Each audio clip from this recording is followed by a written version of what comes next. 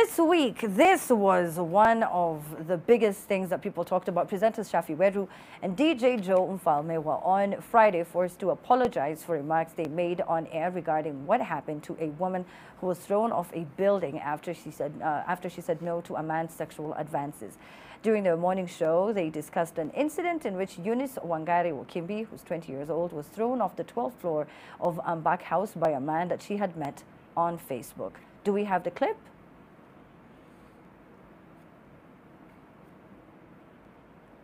All right, so now we don't have the video of the radio show. Cindy, you want to go first? I want to throw it back at you, Amina. I think I don't want to laugh. Spot. All right, so Mfalme is your friend. If you were Shaffie my friend well, too. you work together in another setting. Yes, we are. No, we are friends. I'm not going to deny them now, like Mutita. Would you check him? I did. I checked them. Oh, okay. I called them and I was like, bro. And I told them, so this is what, I was sharing, and I was like, okay, because this talk, Quatch, this locker room talk that guys make it always look like it's the chick's fault. Right. When it's a young child, when it's an 8-year-old, when you hear of people who were raped by their fathers, were they being loose? Were they where they were not supposed to be in the middle of the night? Like, where do you draw the line, right? At what point do you draw the line? Does it only mean something when that person is close to you and they're related to you? And I think when you start pointing out how this could have happened to me, I remember there's a time I was waiting for a cab. It was 7 p.m. I had just finished working. I was in a hijab. I was in a full-on bui. I was waiting for a cab on Lenana Road. Right. And, as I chilled there with a very good friend of mine, someone comes and just, jumps on me and tries to remove my outfit. I'm like, what? What are you talking It wasn't about? 2 o'clock in the morning. No, nothing happened. But then there's so many women who lived through the entire ordeal. It wasn't anything. He just tried to remove my top and was very vulgar and very abusive in the language. It was not 2 o'clock in the morning.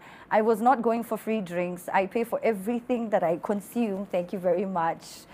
And it's not because they're loose. And the more we continuously talk about the victim being in the wrong, it only just lets the perpetrators get away with these things. And so when you see your friends, your brothers, your cousins talking like this, you speak up, you tell them, yo! Yeah, you have to check them. And the reason I asked you is because I feel a lot of guys talk this way because nobody checks them, because a lot of people condone it, because they get away with it. Just because you have your, sometimes it's called delusions of grandeur. When you have 2, 3 followers who always ask you questions all the time, then now you start addressing people on Instagram like, hi guys, but it's 2 people. So if these small people are the ones who are giving you some sort of fame and making you feel that women are loose and they're all over the place, it is not a representation of the larger population of Nairobi. Granted, there are more women than men in Kenya. There are more women than men in East Africa. That does not give men the right to demean women by saying women are loose, women are desperate. And when you put this loose term women, you include your mother, your sister, your daughter, your girlfriend. So there's no selectiveness of like, no, I was talking about that woman. You need to be very careful what you speak, because you're also speaking to the next generation. So I will just say, from one media practitioner to the another, shame on you. And your apology was so weak, it could not hold water. You can do better, and you should. I think another thing that I would like to... Again, I'm so sorry. I keep on having to interrupt, but you can hear Mike telling me that we need to take the break. We get back and we'll talk more about that story. We'll start with your opinion and some of the tweets that will be coming in from our handle on Twitter, that's at The Trend Live. All that and more coming up after this break.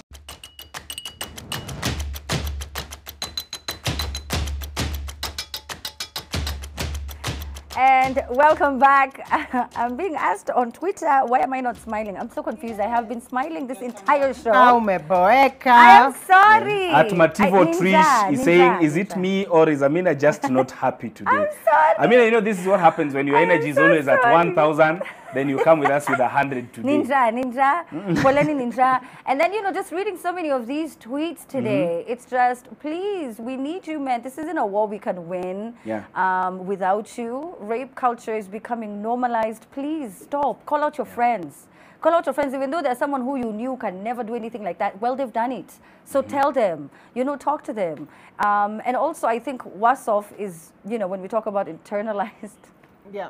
Misogyny. When we're talking about women who don't even see an issue, they're the ones supporting the narrative. And they support the men and say, no, the woman is a problem. There was a lady, Amina, you mentioned her name, sweet girl who passed on. Yes. Yeah. So she went on a date, and then, you know, she ended up being raped, and she passed on. And what broke my heart is it was women who said, no, but she asked for it. She was out drinking with a guy she didn't know. She should have known better. It's just absolutely breaks my heart. And that is why this whole exchange with Shaffie, Weru and DJ Mfalme was taken badly, because there's an implication that if you take a woman on a date, she's loose.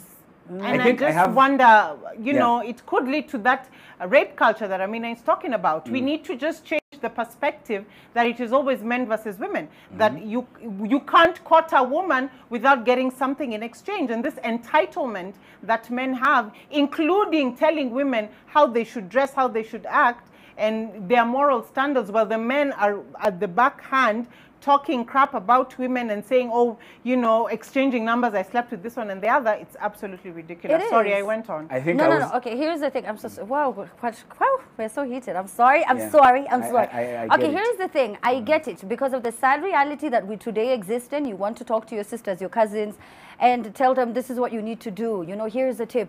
But you also, most importantly, need to hold that perpetrator accountable. Yes. That's where it should begin. And then you say, unfortunately, because there are men who are just crazy in this world, this is what you need. A pepper spray, sorry. It's crazy. You don't understand how women are walking around. It's so scary, Quach. Yes. To come to work, even just today. It's so scary for me to drive home after work. It's not just naughty. They make it look like, you know, you must have been naughty. There's a reason. There's a way you were looking for it. And it's just... I agree with you. There were just a couple of small things I wanted to add. I realized that this country, people have very low EQ. They do not know when to say things. Yes. Even if you think you have a point you want to say, at the point when someone has died, that's not the time to say it. You think you have some sense you want to make out there. You want to, and this happened even when Ivy died. Yes. One popular comedian went on Instagram, posted things about how ladies. It always happens. In the rank hierarchy of sins, because we are in the world, ni binguni tu dhambi zinatushana, you cannot start speaking about why the morality of someone versus the life of someone. Yes. You just can't. One has to come after the other. Yes. But also, apart from that one, I wanted to say that you guys should not make this thing about it's a men versus women thing. I think rape has to be a thing where we fight it equally.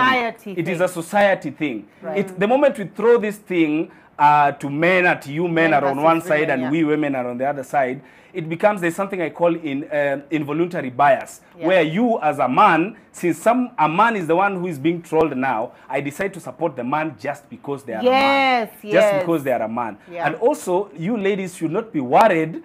I think the Mfalmes and Shaffies of this world are not the ones that should worry you the most. You should be worried that there are 1 million or 10 million or 50 million Mfalmes and Nani out there who think like this. They just do not have a big enough platform to present it.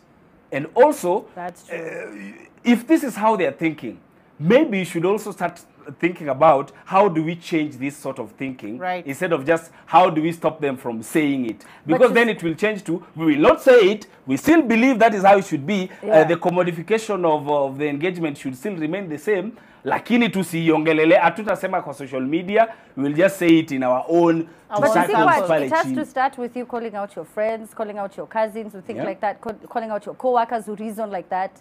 You know what I mean? Because we are often just blaming women. It's always victim shaming, and even for men. And you know what I mean? Amina, and it just needs to stop. We're not going to do any other stories. Someone posted, no, just tukimalizia, a small thing that this victim shaming thing is a thing that was ingrained in us since we were kids. Yeah. Ukitoka nje umepigwa, your mom will ask you first, wewe ulikuwa unapigwa ukifanya nini? Yes. When your pencil is stolen in class, they will not ask about the thief. They will ask, mbona wewe huwezi iba?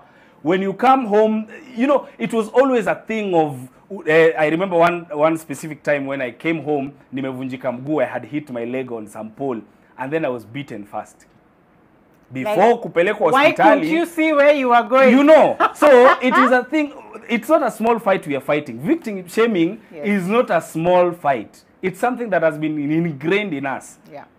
Yeah. And it needs to stop. It really needs to stop. All right. So now, Cindy, any final comments regarding that story? You know, everywhere you go, especially guys always just talk about these tips they want to give women to protect themselves, and no one talks enough about. Thank you for bringing that up. Men, stop giving women tips on how to be safe. Call out your fellow men and tell them to stop raping us. Tell them to stop calling us loose, to stop calling us whores. Tell them to stop gang raping us and putting pictures of us naked on social media. That is when this will stop. It will not stop by you mansplaining how we can be safe. It will stop by you telling your fellow men to man up. Okay. And also, let's involve men in the conversation about rape so that they understand. You know, it's easy. We were just speaking in the break and we were saying it's easy to speak about these things in third party. You never imagine that this is your sister you are talking about, this is your daughter. You never imagine that mimi si dada yangu ako home ako safe. She's not out there with any other man or streaming. And you don't know what your sister is doing. Maybe she's on Facebook hooking up with a guy because she wants to be loved. What is wrong with that? It is the guy is the one who threw her from 12th floor. How can she be loose?